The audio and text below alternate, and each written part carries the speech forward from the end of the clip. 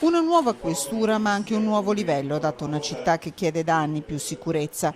Ad annunciare nuovi rinforzi diretti a Padova nell'ambito di una riorganizzazione complessiva a livello nazionale è il numero uno della polizia Franco Gabrielli.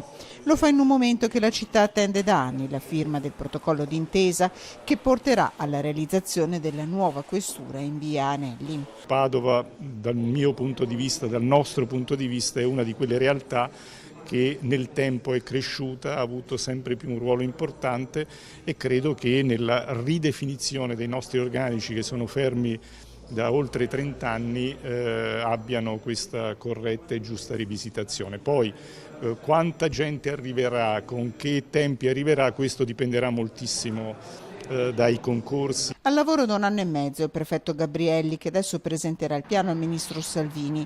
Intanto si guarda il concreto e alla firma odierna presenti il direttore dell'Agenzia del Demanio, il sindaco di Padova. Creiamo i presupposti per dare ai colleghi che oggi operano in questa provincia uffici più moderni, più efficienti, più funzionali.